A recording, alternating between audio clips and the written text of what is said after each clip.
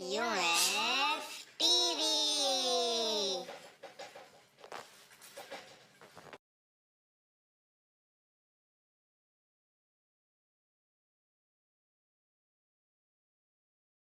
Lockdown से पहले गीता के घर का नजारा कुछ ऐसा था कि रोहन ऑफिस जाता था और शिविन स्कूल।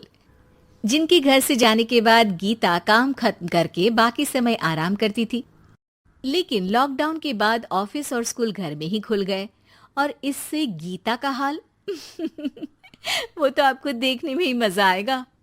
शिविन, ओ शिविन, महाराज उठने के लिए क्या 21 तोपों की सलामी लेंगे? अरे बिस्तर से बाहर निकल, ऑनलाइन क्लास स्टार्ट होने वाली है। अरे तुम भी हद करती हो, स्पीकर की तरह चिल्लाने की क्या जरूरत है? दिख नहीं रहा मेरी कॉन्फ्रेंस चल रही है। अब कैमरा और स्पीकर ऑन कर रहा हूं, मुझे कोई शोर नहीं चाहिए। इस पर जैसे ही रोहन लैपटॉप का कैमरा और स्पीकर ऑन करता है तभी कुकर की सीटी बजती है। करा लो अब इसे चुप। लॉकडाउन नहीं हुआ, मेरी मौत का फरमान जारी हो गया। दोनों बाप बेटे ने नाक में दम किया हुआ है। ऐसा बोलकर गीता वहां से शिविन के कमरे में पहुंच जाती है, जहां शिविन अभी भी सो रहा होता है। ओ आलसी, अब अगर 5 मिनट में नहीं उठाना तो आज तेरा गेम और यूट्यूब कैंसिल। माँ की बात सुनकर शिविन बिना 1 मिनट गंवाए उठ खड़ा होता है। उठ गया, अभी नहाकर भी आता हूँ। ये नाटक कहीं और, मुंह पर गीला कपड़ा मार और पढ़ने बैठ। शिविन की ऑनलाइन क्लास स्टार्ट हो जाती है, जिस पर गीता उसे वहां बिठाकर रसोई में चली जाती है। थोड़ी देर में उसे कमरे से कुछ आवाज सुनाई देती है, जिसे सुनकर वो कमरे में वापस आती है।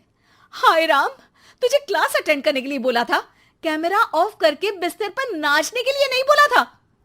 मम्मी मुझे कुछ समझ नहीं आ रहा, आप बाद में पढ़ा देना ना, वैसे भी अटेंडेंस तो लगी गई है।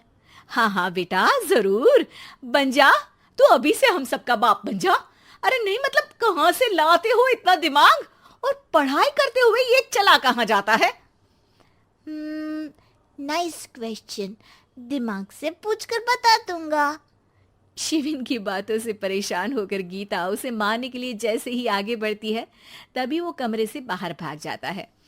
अब शिविन आगे आगे और गीता हाथ में चप्पल पकड़े उसके पीछे पीछे पूरे घर में दोनों घूम रहे होते हैं।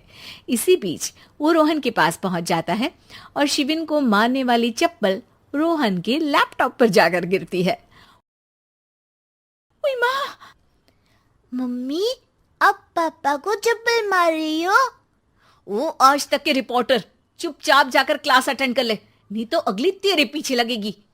इस पर शिविन वहां से चला जाता है, जिसके बाद रोहन गीता से कहता है, इस सर्कस के लिए कुछ बोलना चाहोगी?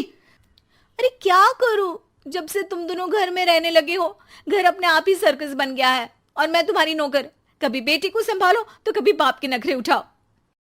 इन्हीं सब उथल पुथल में दिन बीतते रहते हैं, जिसमें हर रोज घर के अंदर कुछ नया सियप्पा खड़ा मिलता है, जो ज्यादातर शिविन और रोहन के ऑनलाइन स्कूल और ऑफिस से रिलेटेड ही होता है। एक सुबह, शिविन चल उठ, आज की क्लास जल्दी है। कैमरा ऑफ करके आप अटेंड कर लो। अरे ऐसे छित्तर पड़ेंगे, दादी नानी सब एक साथ याद आ जाएंगी।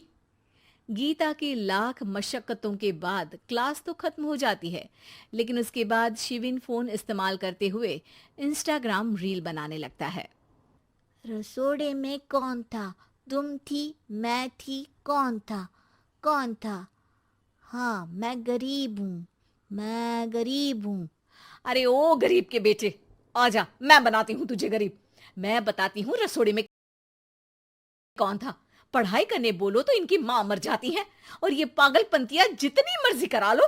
गीता शिविन को डांट रही होती है, तभी रोहन बीच में बोल पड़ता है, अरे बच्चा ही तो है, इतना गुस्सा क्यों कर रही हो? बेटे का साथ देने की इसी एक कोशिश में अब शिविन के साथ साथ रोहन भी गीता के गुस्से की सूली पर चढ़ जाता है। अगर बेटे पर इतना ही प्यार आ रहा है तो इसे क्लास अटेंड क्यों नहीं कराते, इसका होमवर्क क्यों नहीं कराते? उस समय तो बहुत जल्दी मीटिंग आ जाती है, वो काम मैं करूं और यहाँ इस बेफिजुली की चीज में तरफदारी करके बन जाओ महान। हे भगवान, कोई तो इनके ऑफिस और स्कूल खुलवाओ, मैं इन्हें और घर में नहीं सह सकती।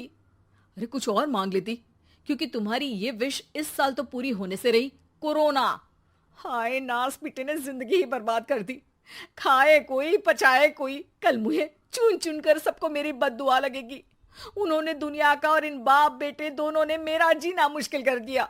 गीता वहां से चली जाती है, जिसके बाद रोहन शिविन से कहता है, अरे तुम्हारी मम्मी इतनी भड़की हुई क्यों है? आपकी वजह से पूरा समय घर में रहते हो और उस पर कोई काम कराने की जगह बस ऑर्डर देते रहते हो। अच्छा बेटे, सारा इल्जाम मुझ पर? पूरा दिन तो वो तुम पर ही चिल्लाती है। हाँ, मतलब दोनों का 50-50 है, कुछ करना पड़ेगा। वो कहते ना, make the best out of worst. I have an idea. वैसे तुम्हारी माँ सही कहती है, बहुत जुबान चलाने लगे हो, कम बोला करो। अगली सुबह रोहन और शिविन अपनी गलती को सुधारने के लिए गीता के उठने से पहले घर का आधा काम खत्म कर देते हैं, जिसे देखकर गीता खुश हो जाती है और फिर बाकी बचा काम वो तीनों मिलकर पूरा कर लेते हैं। जिसके बाद अब वो सब मिल बांट कर हर काम में एक दूसरे की मदद करते हुए लॉकडाउन का मजा लेने लगते हैं।